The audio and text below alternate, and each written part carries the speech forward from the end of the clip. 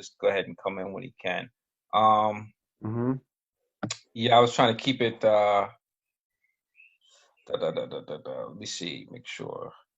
Yeah, I was just trying to keep it simple, like you said, keep it to a minimum of like us four, and see, and we build on that right there. If we need to have others come in, we'll do it again. But right now, I think this is more than just a. I think what we're going to be doing is more than just a interview. I think this is something we should do on the regular, and try to build the community over here pretty strong, and give them a information foundation that's over here, something people can come to and say, okay, well, those guys know what they're talking about, and they've been around for a while, and they got a good grasp and grip on what's going on with the culture, as far as hip hop, house, and everything else that's involved in it. So, yeah, and I guess we can go ahead and Well, kick. who are the? Sorry. Yeah. Yeah, no, go ahead, ask your question. Who are your current representatives in the house there? It's OG. A lot of people go to him Hmm. for information, and I think that's it in Germany. That's probably it in Germany. I'm making myself available now for that, but prior Okay. to, Okay. yeah, I mean, I had a few, I did a few workshops and stuff like that around here. In the Mm, area, a lot of people, they know who I am already. Been to okay. a lot of early battles and stuff like that. Uh, I haven't had a chance to go out to so many now recently within the last 5 years or so, but I still try to stay relevant within inside the dance community here in Germany. Okay. So basically, just you, yourself, and OG. Yeah, yeah, yeah. I'm quite sure there's some few other ones, but they're just a little bit different. They're not really trying to bring awareness for the culture so much. They're dancing, but they don't really have. They still ask a lot of questions that are pretty much fundamental. You know what I mean? Like, or maybe it's They're just, students, basically. yeah, yeah. They're still, dance wise, they may be excellent dancers, but far as where everything came from, they always have to be reaffirmed, or they'll get some wrong information. Like someone said one time, because Germany is a different kind of place for the culture because they're so far inland. They're not like England and France, where for some reason they really got really involved with all aspects of the culture of hip hop, house, or whatever they was doing over there. With Germany, they got into the house, but they didn't really get into the dancing part of the house. They got into the making the music. You know what I mean? So Germany are like, for house music, they're music makers. You know what I mean? They're technicians on that because they're so the way they are, the way they're structured. But b-boying came over here. B-boy was pretty easy. They absorbed the total hip hop, but house they didn't absorb the total house package. You know what I mean? So the people that you said are good dancers, they're good technical wise, not knowledge wise. Well, well, Mike, we gotta. There's so many workshops that came through Germany within, like, we're gonna say from 2010 till now. So there've been so many workshops and stuff Okay. like that that came through, and people have come through and been invited. And Germany's really embraced that. The dance culture over here has really embraced that aspect of it. So they've been getting a lot of information. So it's not to say they haven't. It's just like I said, the start was not the same as like nobody took the time like France and the UK to go over to the clubs in America, like the shelter and stuff like that. Because if you notice, like Hitchum in France, he went over Mm. with a video camera. He was actually recording stuff like that. So nobody in Germany really, really did that for the dance scene. So they kind of late on the dance scene. Um, far Right. as technically speaking, I mean, they've been to a lot. I think that so many workshops have come through since 2010 till now, and their start of house was not Mm. like France or like the UK. So it's just not the same. But they're catching up more and more slowly. That's why someone like OG was able to say, "Well, yeah, you have to. You kind of like you going through me to be like the person for the house because he's been in the battle so long." And which he's right in that aspect, and he's a very very skilled dancer.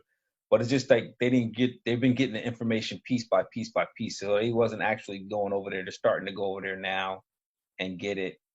And technical wise, they started off with the fast footwork, the quick like offbeat, but da da da da kill the beat mentality, kill the beat. That's the mentality originally. Right.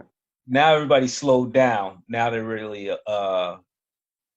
I've seen the progression from 2010 till now. Now they're really like they're more conscious of what they're doing now as far as the house. France helped out a lot, man. The battles with the French and stuff like that. Well, for me, I've always said my personal viewpoint of the dance, basically the mother of Europe when it comes to the art form of house. Who's that? I always say, from my personal perspective, that France is basically the mother of house when it comes to Europe. Basically, most people that take part in the dance, 90% they learn from Paris. So, but this is my personal observation. But it's more or less this act like is I study with pretty Nazir. accurate. Yeah, I mean, because I've seen the how the dance has progressed throughout the years, and I always tell my students, I said, you should really understand France's house dance culture. It kind of goes in line like this. If you're from Europe, whether it's from Germany, Finland, wherever, you need to understand first France's house dance culture, France. Then once you understand France's house dance culture historically, then you need to go into the Japanese house dance culture historically, because Japan is basically the one that opened up, is the mother of Asia. And once you understand Japan's house dance culture history, then you can touch on the U.S. house dance culture history. So if you start from, let's say, if someone starts to learn from us first, they're going to have a very difficult time fully, because the style is going to be different. Yeah. Unless you have a few with the third eye that can understand. Oh, it's about music. It's it's not really about the fast footwork, killing the beat. But for the common lay mentality that don't really understand house, it's best if they really want to understand what we do in the United States, New York, New Jersey specifically, and New York, they need to understand France. And I don't know if I'm the only person that's saying this, but I don't hear a lot of people talking like this, I'm only saying this because I really care about the longevity of this culture. And if one wants to learn it for the first time, I really care about how they learn it. And they need to know the historical aspect of the culture, how it spread. So, that's just my personal take on that. Yeah, you told me to remind you of what was teaching. You remember we had touched on it a little bit. Who's qualified to be a teacher and who's really kind of like now, because the way the market is, it's almost like the qualification of being a house teacher simply means because you won a battle. Yeah. And this is not too bad. You have to be aware of your content. If you are a real teacher, it must mean that you have something that's conducive to what the product is about, the end point, which is dance. So that means you must understand who you are, what you can offer, and how it's relative to the culture that you come from. And many people don't really take time to, very important to study. Even myself, I study to this day. It's not just historically, not because I've been in a dance for 20 some years will qualify me to be a teacher. Um, but the fact that I understand my history, the fact that I was able to create a lane or a road for myself in terms of subject matter. Like you'll never hear me use the words I'm teaching house begin such thing. You'll never hear me saying um, I'm teaching you foundation because I don't teach from that particular aspect steps. I Yeah. teach from a musical aspect. So I always say I teach the theory of music in the form of dance. So you already know what my product is. It deals with music, it's theoretical, and then it's about dance. I don't really go into the tech, the pivoting and the loose legs and the pas de bourrées or the Yeah. repetitious left, right, back, front, back, front. Not to say that these styles of teaching is not valid, but if you are a teacher, you need to understand what your product is and how your product can be contributed to what that person is learning after they leave you. And so it lets you have to let them understand that this is just a stock to what this Right. is. So if someone's taking classes from me, I always tell them, I'm not the only person that you should be taking classes from. I teach them the way I teach them because I want them to recognize what quality is. So if they come across another teacher, that teacher must have the same qualities as like I had, but in their particular realm. You know what I Right. mean? Not just do as I do, follow me in front of the mirror, even if that's the case, but it must relate to something, music, like a lot, and it must translate to become a teacher. And I think a lot of teachers that are teaching today don't really understand how big that responsibility is.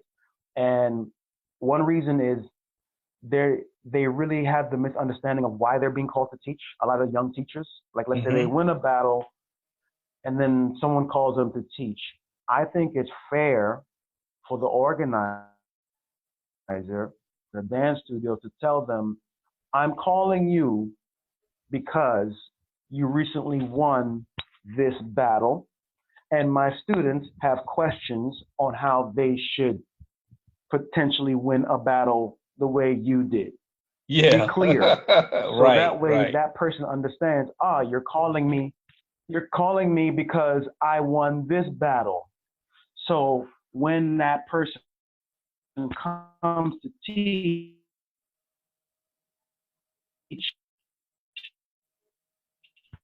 they come prepared with the right Yeah. content for Uh, the teacher. I don't You know. know what I'm saying? Something. Your Wi-Fi is a little in and out, spotty. Something's going on Yeah. with your. Yeah. Yeah. It's coming in and out. Did you hear? Uh, You want me to repeat something, but that you didn't hear? yeah, but it did. It had a time delay on what you were saying. You Mm. can repeat it again, definitely, For because you got a for which time. part? Hmm.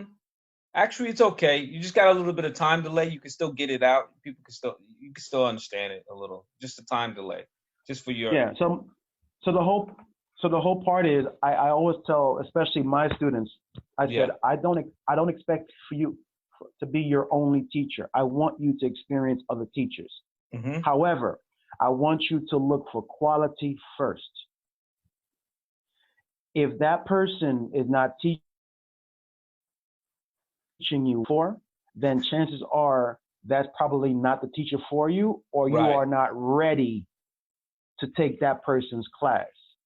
We kind of have to look at the dance now as, and, Brian Greene said this to me many years ago. He said, we have to start looking at the dance scholastically. And that's one of the things that led me to teach the way I teach. And what I equated that to in my mind, I mean, I'm pretty Yeah. sure this would have an effect on me this way, but I equated it to, if you're being that this dance is being spread worldwide, everybody's a teacher. So 90% of the dancers teach, but realistically, 10% are qualified. This is worldwide. Only 10% of the teachers that teach are qualified to be teachers. And I'm down to debate that all day if no one feels otherwise. Yeah. Basically separate what the criteria is in terms of curriculum wise, in terms of subject. What do you teach? Is it physicality? Is it about psychological? Is it movement? You need to basically find a particular subject and comb yourself within that subject and just teach that. I don't teach left right movements. I don't teach repetitive movements. I don't touch that because that's not my realm. Even though I can, I respectfully don't do that because I understand that the students of today must have a choice. So if someone doesn't come to me, I'm not going to take it as, oh, they don't like me or whatever. I probably don't have what they're looking for. Yeah. And that lets me know whoever comes to me, come again, it reaffirms that they understand what it is I'm teaching them. You know, I think as a teacher, you would feel good to know, oh, someone's coming to me repeatedly because they like the way I teach and they understand what I'm teaching them. And you as a teacher is confirmed that, okay, what I'm teaching this person is effective because they're coming back. Right, and for the students, it would behoove the students to if and demand quality. If you're going to a teacher or a class, for example, and you saw them, I don't know, in a battle or on a video somewhere, and you see that what that person is teaching is a bit different, question that. But don't question it suspiciously. Say, look, I just saw, you have a phone, just look, in this video, you did something like this. I love that move. How did you? Yeah. Yeah, and sometimes a move is a feeling. I mean, and your body just reacted to a feeling. Exactly. Exactly. So it's really difficult to be like, okay, maybe I can recreate that move. I have to look at it myself. No. But at the time, it was a feeling. Not recreate, but just like you said, it's a feeling. That one there, that's an answer. Yeah, what is it? Don Campbell just passed away not too long ago, the creator of Locking, right? Yeah. And it was funny because I've read actually that he was trying to do the robot and he couldn't do it, and he ended up locking. He ended up freezing a move, and then he just formed Locking from him trying to do the robot, but did it wrong. No, it was he actually created another move. Well, actually, he was trying to do the funky. He was trying to do the funky chicken. Okay, he's trying to do funky chicken. He couldn't. Yeah, I got that basically. Monsell Duran out of Philly. He teaches at a university now. We're kind of part of the same generation, and basically, that's the word he got directly from Don. He couldn't do the funky chicken, so it turned out to be Locking. Yeah. If you go to I think the documentary is on YouTube. It's called Watch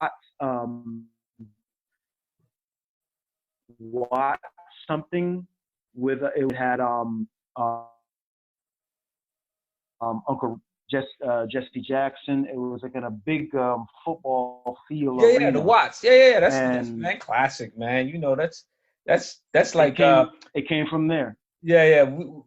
I was funny because when I was in Atlanta, Georgia, the drive-in movie theater had that movie that's where you make the babies at over there. When you go to the drive-in theater, so a lot of babies were made off of that movie alone at the drive-in. Yeah. Yeah. Watts. Basically, Uncle Rufus is Uncle Rufus is basically singing "Do the Funky Chicken," and most of those people in that field, they were all Soul Train dancers. Yeah. They got busy that time, man. That's a classic, man. That's definitely a classic. Oh yeah. Yeah, things get lightened up, I'm going to probably do a lot of different teaching projects over here in Germany to add on to that kind of field, man. Because I think this is important. That a lot of that stuff is forgotten, so it's crazy. Oh, well, and a lot of stuff they don't know that over here in Europe. We forget it in America. A lot of us don't know about it. The next generation, like younger generation, don't know about that particular movie, and over here, a lot of them haven't even heard of it, seen it. They've seen clips of it, but they don't really understand the reason why and everything, what that movie was about, or that film. But that's history. That's documented history. Exactly. Wants to be a teacher. That's another form of being a teacher. Yeah. Someone that shows historical footage. So this goes back to, if you want to be a teacher, you have to be qualified to be a teacher. But being qualified doesn't necessarily mean you have to have, tenure is important, obviously, but it doesn't mean that you have to have tenure. Just speak from your generational timeline. Just like we said from the last interview, it's very important to speak from not before that. Speak from when you started, who influenced you, and what you got from that period. So the student that's coming to you understands exactly how far back you're talking about. And if they want to discover further back from that, they can simply do the research. So it's very important for teachers to understand that you have a responsibility to be a teacher. Even yourself, you were there in the early to mid 90s. Like, you're basically a part of history that I want to say 85% of the dancers worldwide now have no idea about. Because some of them, they were probably 11 years old, 12 years old. Yeah, I have no clue. Or some were just being born. They're teaching that, or you want to pursue teaching, my advice to you is, if you really want to be a teacher, wait, it's going to happen. And I play devil's advocate for myself. When I started teaching, I wasn't ready to teach. Right. I wasn't ready. I was just basically mimicking what I saw Marjorie was doing, or Brian was doing, or I was just mimicking what I saw Stretch was doing, or Henry, or Ejo, counting from 1 to 8. Yeah. And I wish I had someone back then to tell me, in a constructive criticism way, maybe you should wait a little bit before you teach because X, Y, and Z. But the reality of the dance, of course, I got, man, you can't teach because you whack. Man, you can't. And, when you say that to a 20-year-old adolescent, your answer is whatever, right? Yeah. So I say this to the young generation. If you're a teacher, understand what you're teaching. Be clear and understand from which generational timeline you are getting your resource from. Right. And and well, it's like for us it's a one thing, because we're Black Americans, or I don't, like I said, I don't know your total background or whatever, and I don't think it really matters, because once you've raised up in America, and like we were saying this before, whatever your national, if you're Spanish, Puerto Rican, if you're Haitian, whatever, I don't know that when we're going to school. You know what I mean? I only know that when I go to your house. But when we're at school, we're all Americans over there, so we're creating the culture as we go along, and we have a cheat code already that we are that. You know what I mean? So someone else coming in is like, all right, right. If you're coming in from Europe, this is something totally different. I mean, we could say we call it whatever we want to call it, but if you're coming in, if you're an American, and you happen to be, use the term to put everybody under the one umbrella, we say Black American, you pretty much already have we say Latin, Spanish, and Black American already have a cheat code to the culture already, even if they don't know their total history. That's the thing, because the dance has been passed on, and they cannot help not to be influenced by their parents, whether they choose not to when they're a child.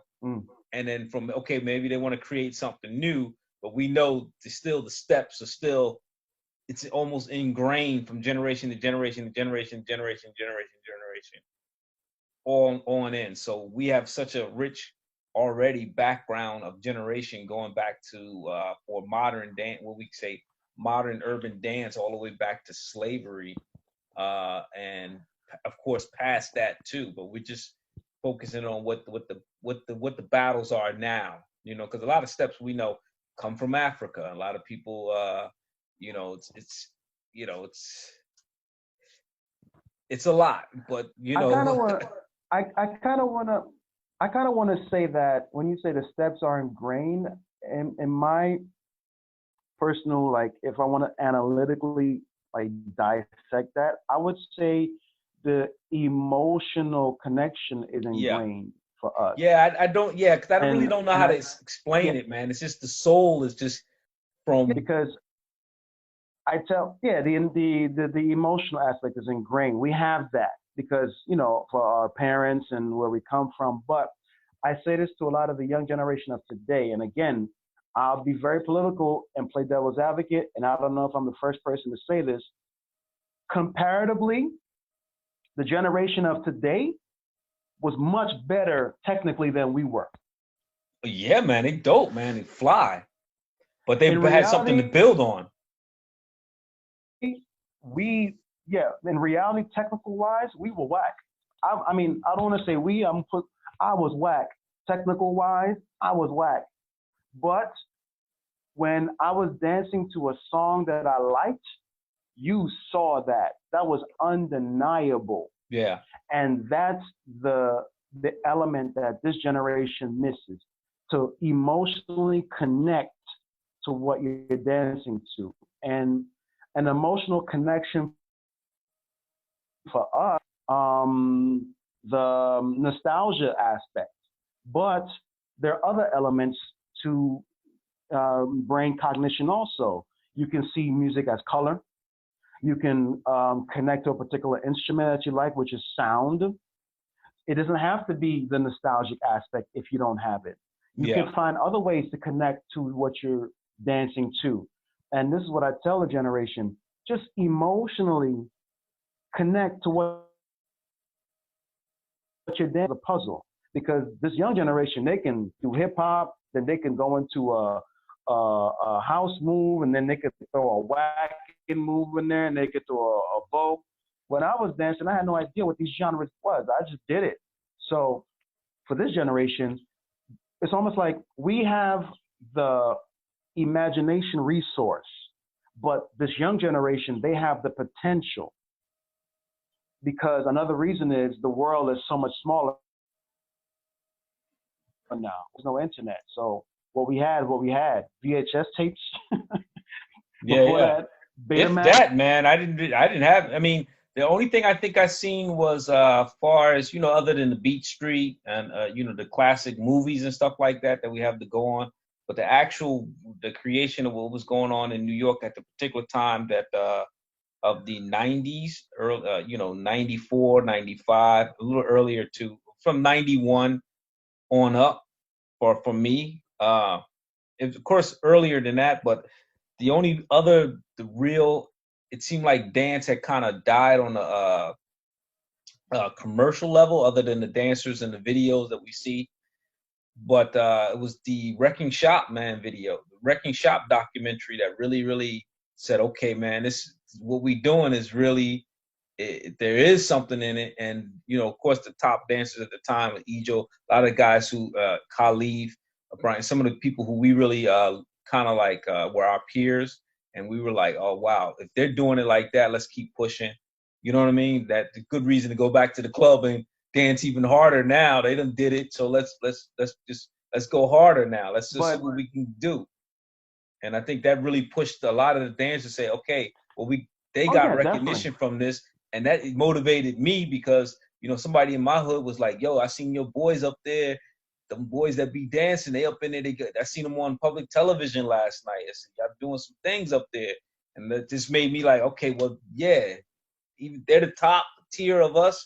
They're pushing forward. That made me push even harder. That means, okay, what I'm doing is the right thing. I'm buying my ticket in New Jersey Transit. I'm going up there again this weekend, and I'm gonna go hard. You know what I mean? And hard in the paint. That's a great story.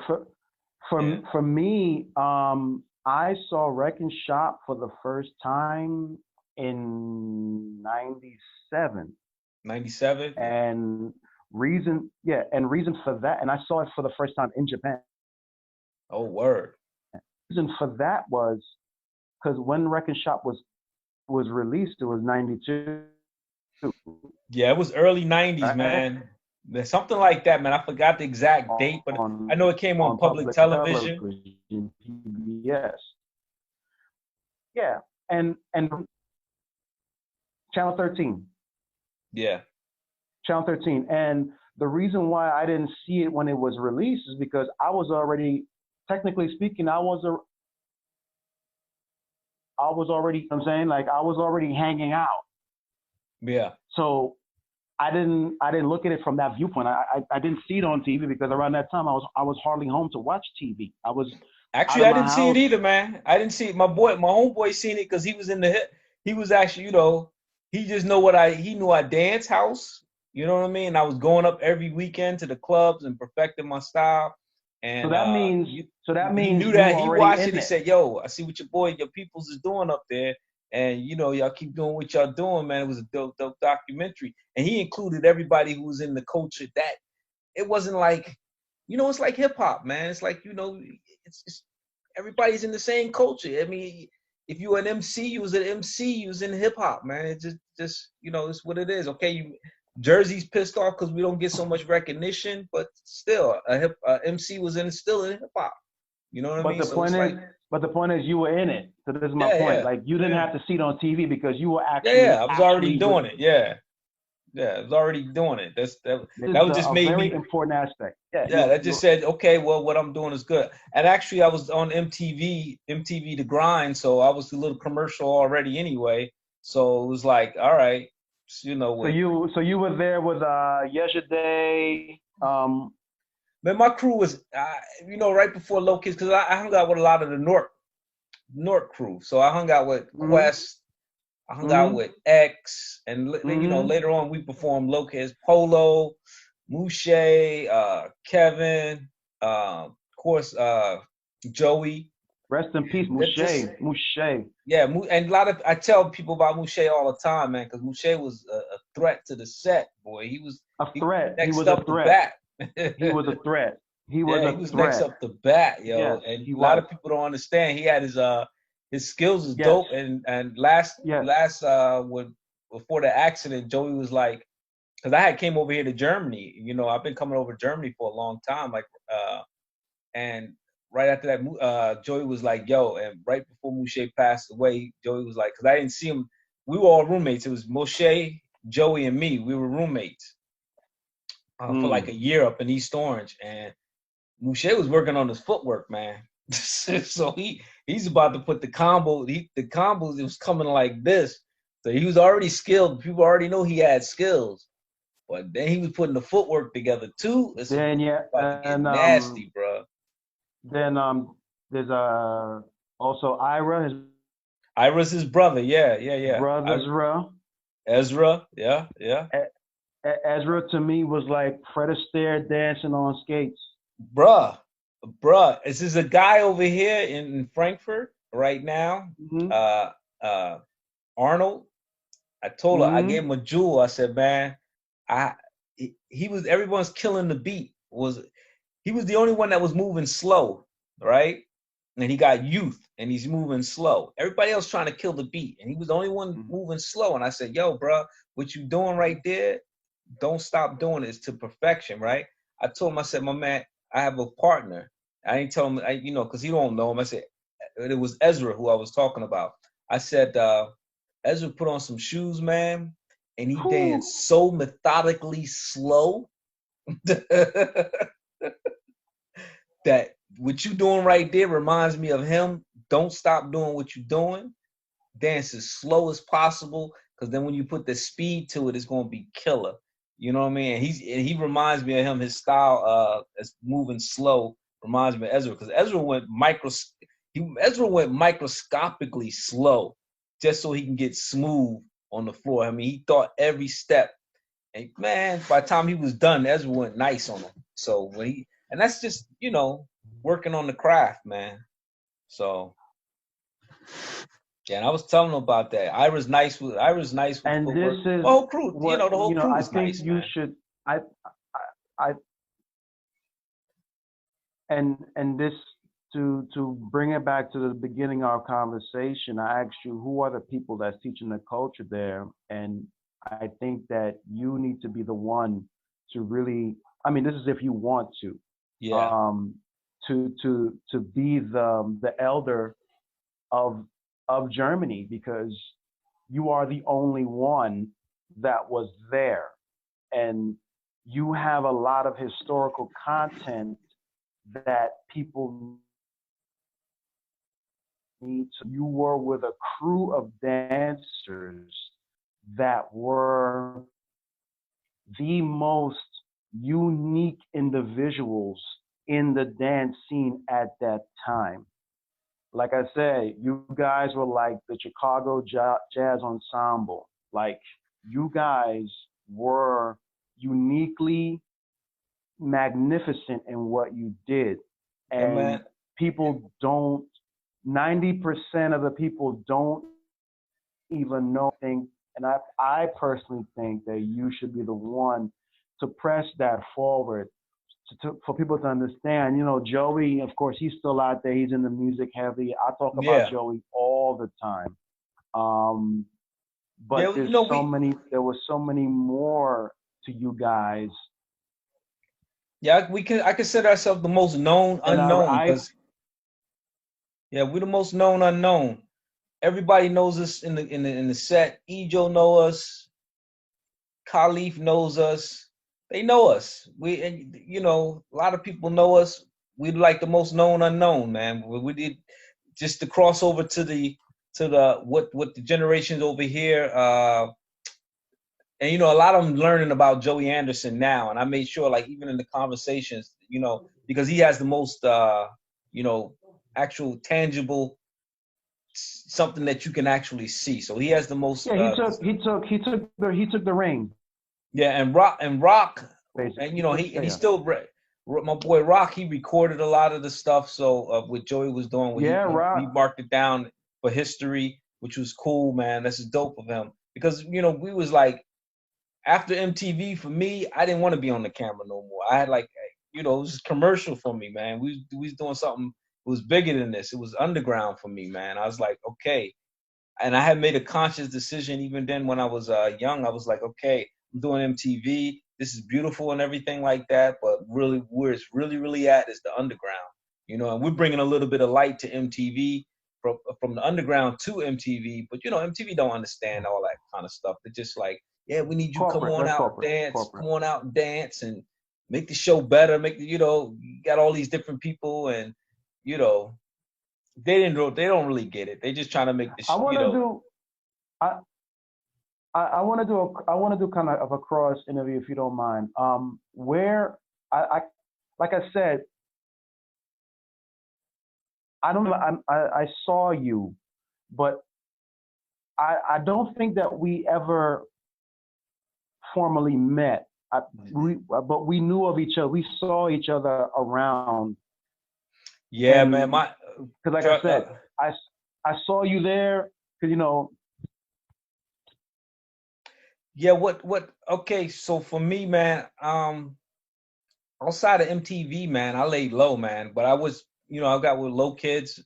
You know, that was too easy, because, like I said, I was already hanging out with everybody already. And a lot of them from MTV anyway. Polo was on MTV, Mouche was on MTV, Quest, and I, and it was X. So was anybody else come? I don't know if Kevin came or not, but I think that was it.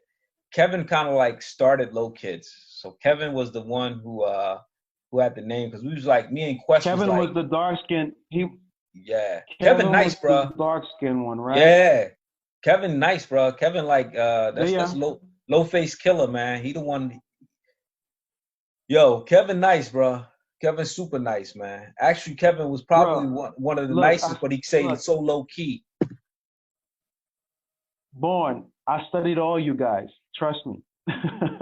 Kevin was the nicest. But he stayed very, very low key, man. He stayed very, very low key. But his skills, man, his acrobatic skills is like he was up there with Mouche, as far as his footwork. As far as his groundwork is right up there with Mouche. Him and Mouche like neck and neck. And actually, only reason why Kevin didn't go out hardly more than us is just personality, man. It's just like, you know what I mean? He formed the crew, but he wasn't the one out in front. And I think Joey took the most, took it more up front, where the rest of us just like numbers. Like me and Quest was like, me and him thick and thin.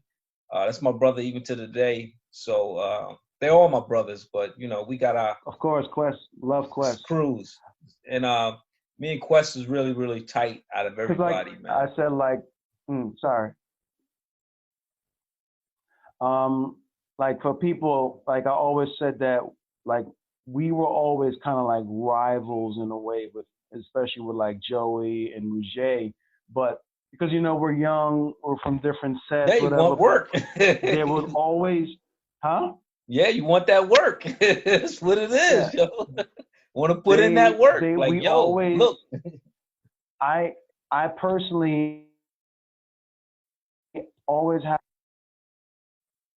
I admired them even back then, even though I was, you know, you young or whatever, you don't want to admit it, but I it's almost like I always said I can recognize a dancer from Jersey. It was distinguishable because there was an essence there that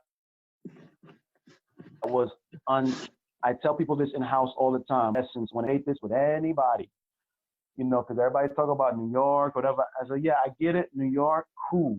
I understand. You know, a lot of them, the pioneers of the dance came from New York, but I always say the essence of the dance, the essence, something that you can't really explain. It's just like you see the wind blowing, and the only evidence of the wind blowing is the leaves moving. And that simple phenomenon. Yeah.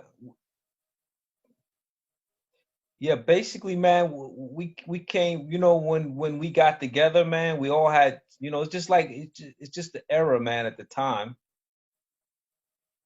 Hold up, are you there? How's your systems? I think your bandwidth is something going on with your bandwidth. Hold on, Mike. Let's see what's going on. Oh, you there? You good? Yeah, okay, I got you. You good? You good?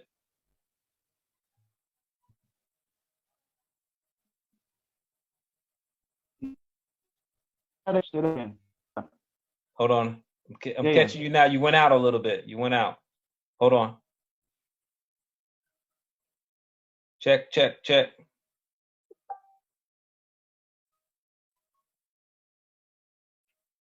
Mike, you there? I got you back. Say something.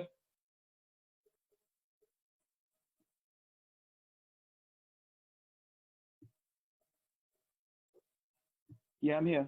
Okay, cool, cool. I got you. I got you.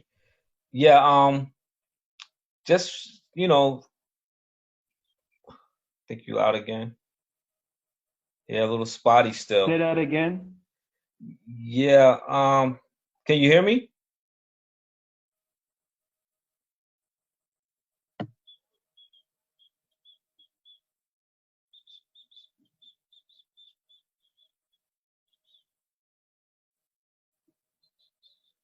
Yo.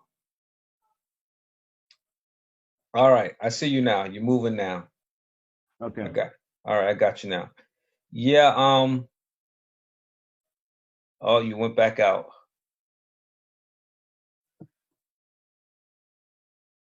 Your bandwidth is low. Your network's bandwidth is very, very low right now. So, let's see. You're good now. I see you moving around. Just your bandwidth is low. You good though? Can you hear me? I can hear you perfectly. Okay, cool. All right. So, I mean, we went in, just for us, just real quick, man. We was like, we all was individuals when we got together, man. We came in. We wanted to make sure that when we did get together, it gave us a boost of energy. When we all decided to do Low Kids together, and we went in cocky too, bro. So we came in cocky too, man. So we came in numbers, and we was like ready to. We was on some wreck shop shit too, man. So that's why it was funny because that's why Serial Steppers really reminded me of so much of what we were doing. That's what the energy that they put out there, the competitive energy, reminded me a lot of Low Kids. That's why I give them a little bit of props. Energy wise.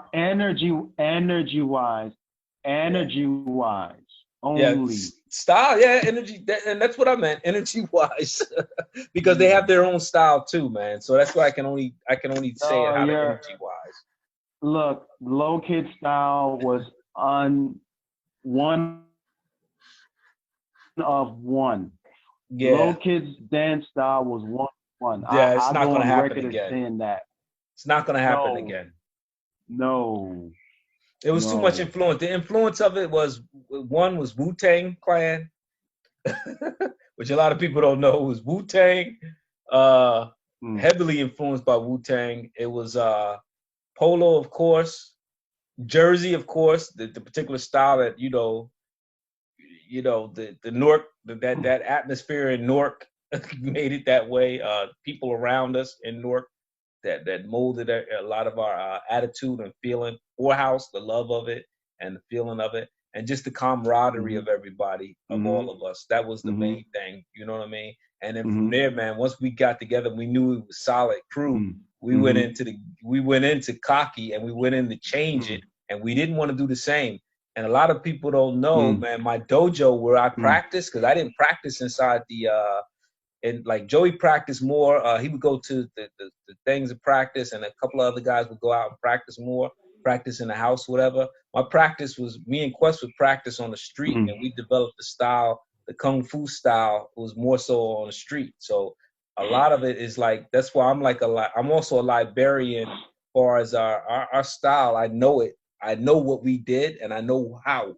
I know the reason why, how, and you know what I mean? It's just to know. You should make a book. Why and how. You know what I mean? You should make a book. Yeah, everyone keeps telling me that, and eventually it probably come down to it. Okay. Yeah. You should make a book. All right. Yeah. Make a book. Yeah. I think that's probably be the most wisest step to do, because I hear it too many times that I should write a book on what we did. Make a book. Yeah. I'm gonna ask you. I want to ask you a question. Yeah. If you said Wu-Tang, right? And everybody thinks of Wu-Tang, they name them. Can you break down to me everyone's style if you can? Joey Anderson is Ason. Joey Anderson is like the Lotus. His style is there's a particular movie we watch, man. It's a certain movie. And Joey's like this, don't tell a secret. So I'm not gonna tell you the name of the movie, but mostly Kung Fu flicks. There's a particular movie we watch over and over and over and over, not one time, over and over again. But Joey's the Lotus. His style is more like a Lotus. The White Lotus. Yeah. Especially, yeah, definitely. That's why he got his other name. Other name is Lotus and Ason. Mouche style is he's like a young prince. So it's the Kung Fu. Rest in peace, Mouche. Wow, man. Yeah. Wow. So it's like a pretty young prince kind of thing, but it's a Kung Fu style. Quest, same thing. His movements. He get Quest and I. We got the hand movements down. You know what I mean? We did the hand movements because we was on the block like tack, tack, tack, tack, tack, tack, tack, tack, tack, tack, tack. So we could put the hand movements in a lot of it because that's our practice was. We couldn't practice with our legs because we was also street hustling too. We selling stuff on a broad market. So mostly we went into the alley and we did hand movements. So then we put that style in. Then the hand movement came. Me, I'm like I would say. I'm also like more like Old Dirty Bastard and Golden Arms, a mix between that. Ezra went more smooth, so he went a little bit different. I couldn't describe the Kung Fu character or Wu-Tang dude he was. And there's still more people. There's still smooth. X. There's still X, and X a lot of people don't. I took some things from X too, because me and him was early partners. So I took a lot of steps from X. Me and him was like Ace Boone Coons too originally. That's who I first met. Was X. I think I never met X. Maybe I've seen him, but I don't remember him by face. X put me on to. I met X first, and then from X got me on the MTV, and then I met Quest through X. Low face. Like I said, Kevin is low face. Low face is low face. That means he face hidden. You don't know. If we were all separated, just let him do his thing. He killer, yo. He deaf. He hard, man. I would say him and Joey. He's actually, man, he's probably the most slept on person in our crew, man. Like people really don't know. He's really the most known unknown because his low face. He kept under the radar, and he wasn't so much out there in front. But if you ever see some of his clips, man, him and Joey practicing, you see why. He went from a top. He went from standing up to a mid stand to a bridge. You know how hard that is? That's like some shit. Come to a bridge and then come out the bridge and then still smooth on the ground. So he had it nice. Like he could get up there with Ejo. Maybe not with the strength because he's, with the arm strength, standing in handstands, but he up there, man. His strength is up there. Who else? We had the young. We had the young ones too. We still had Rock. There was the next generation coming up. Rock, Surge. I remember Rock. Us. Yeah, they were learning Surge, from us. Yes. DJ Surge now. Yeah. They were learning. They were the young ones, man. We were the older. What about? Yeah, I remember them. I remember Quest, but they, like I said, they're the young. What about? They would be the younglings, whatever. They was learning from us. We the ones that putting in the work. I went a lot of solo. Like I'll go a lot of I'm pretty much solo too in a way. I'm a little bit. I'm with my crew, but we have friction in crew all the time anyway. At our peak, we was all together. It was like at least, man. It was too many of us. It was, let me say, at our peak, when we really catching wreck, and the ones that really wrecked out hard, it was me, Quest, Joey, Mouche, Ira, Ezra, who else that really caught wreck at the forefronters on the clubs. Yeah, that was probably it. But we still had more affiliates. We still had like Rock and them was still underneath us. Smurf, and you're still learning. But like Ejo knows me, Khalif, Brian Green, because I've been in too many ciphers with them, man, exchanging, going in. And then when I got with Low Kids, I was really going hard. So like Ejo, he seen me over here like in 2000 and 2010. He seen me over here at one of the battles, man. He spit his bread. I was like, he was like, hey, what you doing over here, yo? Like that kind of shit. So it was funny, man. And Khalif, me and him brothers now. Today, me and him really, really tight. I communicate with him a lot online. So it's like I'm most known unknown, man. And it was purposely done. Like I said, I was on MTV so much, and everybody knew me from MTV that I was like, I fell back from that just so I can be underground, man. Because I think that was where it was at for me. Like I seen the video with you and Joey, man, and you was like, that same feeling that you had when you was talking to Joey is the same feeling I had when I was on MTV and said, nah, I'm done with MTV. You know what I mean? It was like, this is not it. It's like the underground is where it's at. You know what I mean? Yeah, And with my crew, my Low Kids that crew is where it's at. saw was significant. That video you saw was significant because Joey and I were basically rehearsing for the music theory relating to dance tour with Brian Green, and being that Joey and I we live in the same vicinity because he was in Hoboken and I was living in Queens, I would often go to where he was and we would just sit, have a couple beers and talk, and that was our first time us really after seeing each other so many years in the scene, and we realized that we complement one another. You know, he confessed his respect for me, I confessed my respect for him, and we really built on a deep level. You know, and I always say Joey is definitely one of my peer influences when I dance to this day. Like to me, he's like the Thelonious Monk of the dance. I can break down his dance style musically. I could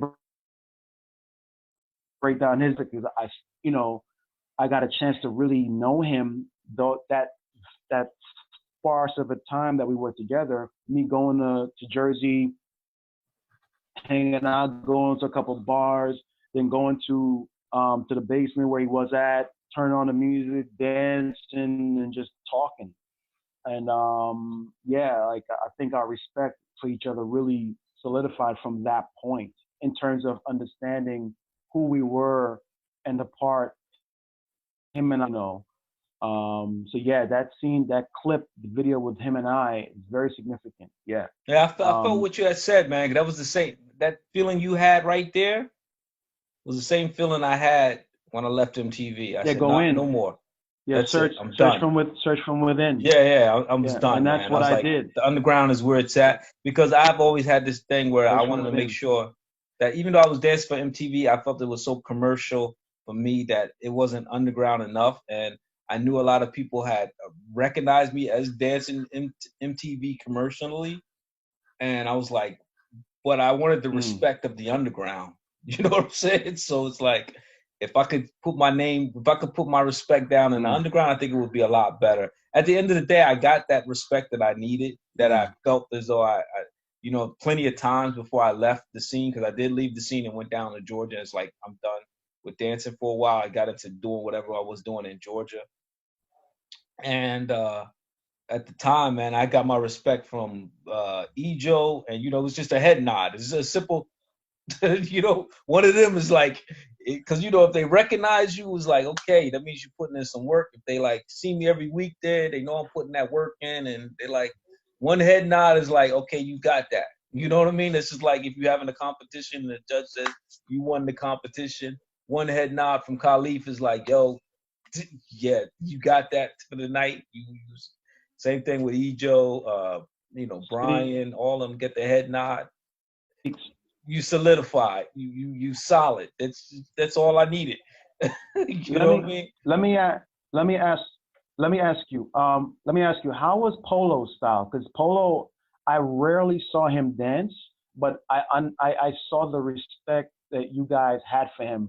So Polo, I saw it from, yeah. Polo is he could do like his spins, his low spins are nice. His groundwork is he can do whatever. He's like a mirror. It's like a mirror. It's whatever you can do, he can do. So for our technique and our style, he represented 100%. He like a flag. He's the flag. Like if you have a crew, you got the one who holds the flag, he holds the flag. So when you got so many people working together, it's like, it's like a unit. It's just like Wu-Tang is like a unit. Certain people do certain things. Polo holds the flag, man. It's like he embody what we are. He represent everything we are. He the flag. Like if you could see him, he would have the flag in his hand. You know what I mean? Yep. We go to war. We go to war. He's the one to put the flag on the ground, in the ground, and be like, "This is us." You know what I mean? So everybody got their position, man. and it's like that. He nice, man. Don't sleep. This really confirms what I'm saying about you, and I think that you should be a visible elder where you are in Germany, because what you just described, you describe historically so much elements that's missing from the dance of today. And I decided to do this strategically because interviewing me as much as equal, as just as important. And I think whoever wasn't a part of that, of what you saw, they need to be the ones to come to you for like advice or just information, and I know like a lot of, the ego plays a part. Nobody wants to be the student if they think they're a teacher. I get it. But if you really care about this culture young, if you really, really care, authentically care about this culture, it behooves you to identify who is the elder in your community and approach them and contact them. Yeah. It's so important. It's so important. Well, you know what I'm saying? I don't want to put nobody on blast, but if you're young and and they know who Born is, it behooves them, especially if they're in the same close vicinity, to contact you just to say, hey, what's up? Look, I got a question. Tell me how this club was like. It's so important. Yeah, they do that now. It's just like I said, okay. I just ran into. It's just not as the whole Germany is not. Believe it or not, man, the whole Germany is not unified, man. They're not. They play like they're unified, but they're not really as unified as France are. They're not the same. There are individualists here. They're like really not into that. You would think that they're unified because they're in Germany and everybody's thing. But France is very, very much unified. They support their people. They may have their rivalries inside, but if they go outside, they support their folks. You know what I mean? You could tell. You could tell by their conversations that they have and who they'll talk to somebody. Maybe their rival. They'll go talk to their rival. They'll even admit so and so. Like I was even watching. Like I said, it was like, yeah, so and so, we battled so and so. He took our whole crew out, and they have respect for a lot of their dancers over there still.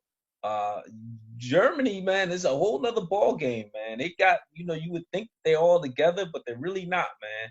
They're like competition within each other, and it's not so much the battle mentally, it's a who got it first, who brung it here first kind of mentality. Even though they're late to the game, it's still like, I brung it here first, so you got to come to me. You know what I mean? And or he doesn't speak German, so they're like that, man. Or why did you give it to that person? You bought it first. Yeah, this is the who bought it first. No, you bought it first. You bought it first. Maybe so, but they're still like. But you bought it first. I would say Khalif brung it over here with Crystal Waters, man. The Americans that. Okay, respect. Okay. Yeah. Okay. He brung it over here first, but like I said, the thing is, they didn't catch on to it. This is the only problem. They did not catch it. He might have threw it, but it went over the heads. Like Germany went right into the music. They didn't go into the dance and the music. They went straight to the music.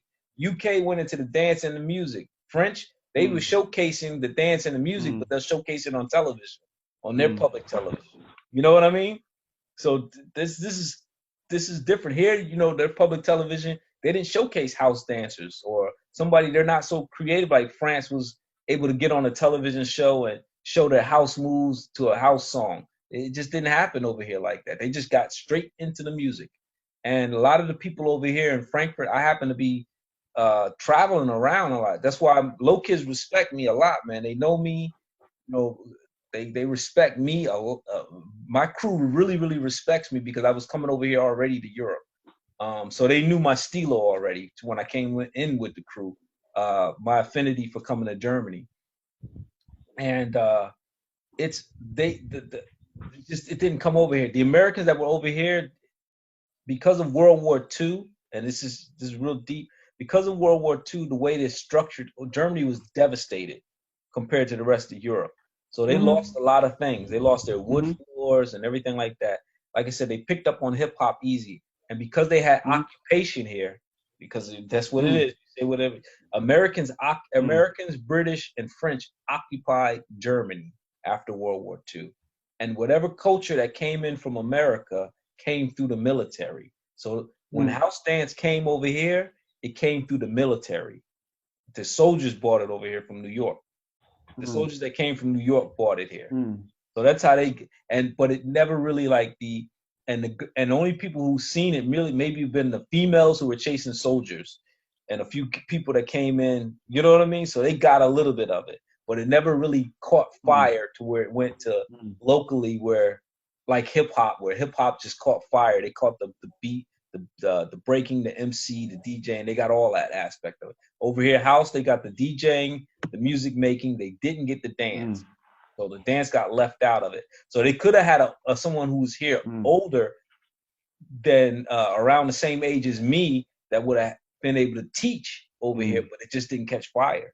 So they would really have somebody here that could teach dance, that would have had a house dance studio set up already, but it just didn't catch over here like it caught in France and in the UK. It's just how it is. And this is the thing. That's why the oldest OG over here would be OG. you know what I'm saying? Even though he's not, it would probably be me in that case. And I got a few other people that are here that were back in the days still dancing that are here in Germany right now, but they're not known. You know what I mean? So it's how it is. Germany's funny, man. So it's not so.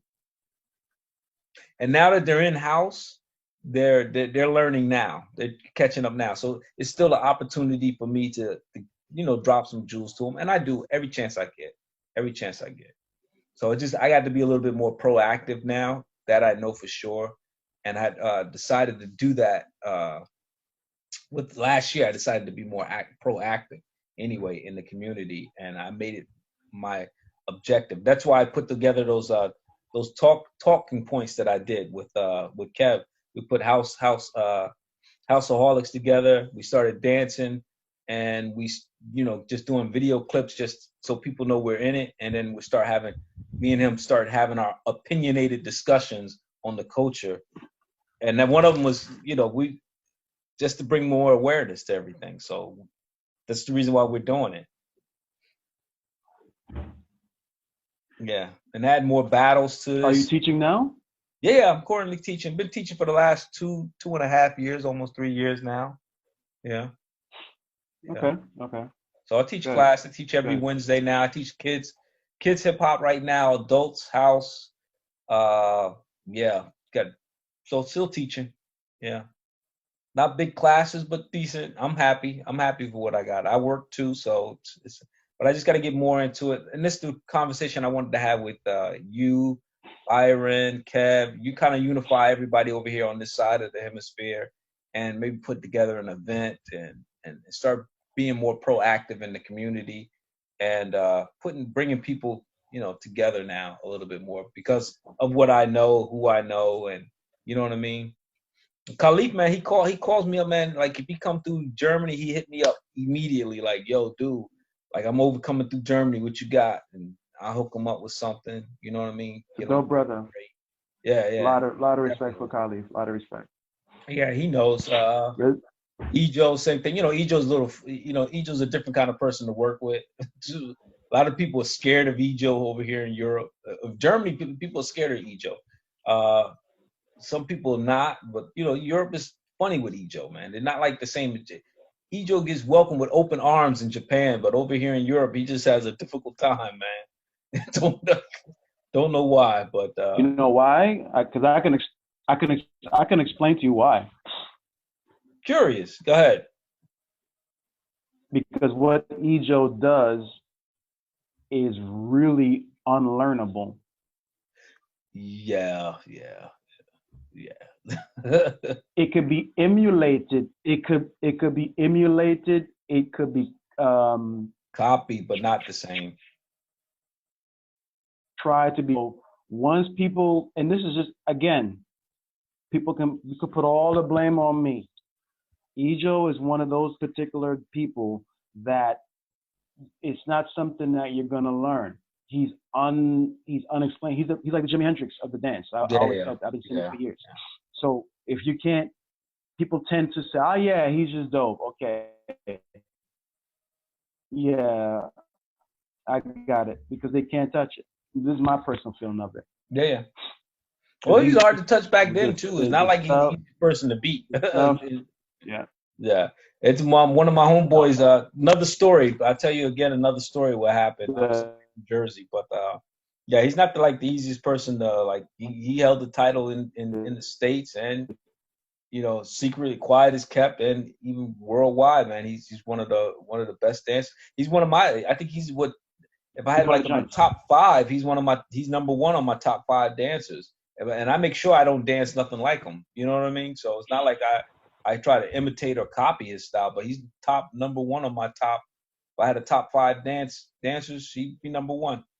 But I don't try to, I don't even try to take his style at all, because it's still that New York, Jersey mentality. You don't bite, so that's how it is. But still top 5. Yeah, him and Brian are the 2 most powerful. Well, Brian is my one of my mentors in Jersey. One of my mentors, Brian Green, is his probably top 1, because he said his footwork is unbelievable, and he really likes it. Because my guy, Jersey always went up to battle New York, man. This is just bottom line. Whether it be hip hop, whether it be house, Jersey always coming up there. It doesn't matter who it is. My boy's like, yeah, man, we used to battle Ejo and them in the octagon. So, and my boy, he know how to do it. He was a acrobat, so he was up there catching wreck too up there. So, that's how it is. Cruise. But anyway, man, let's have this conversation again next week. Mm-hmm. All right. So I guess Byron wasn't able to make it this time, so we'll try to next time. Let's try a little bit more evening this time. We'll try 6 o'clock in the evening next Sunday, if that's okay. So we had a breakfast, a lunch, and we'll have a dinner.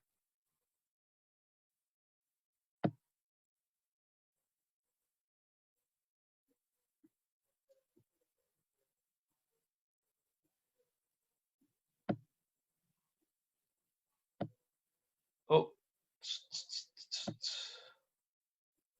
Okay? Yep, I'm here. All right. So let's try next week, 6 o'clock, breakfast, lunch, and dinner, man. It's just you and I, huh? Yeah, it's okay. It's all good, man. It's all good. So peace, man.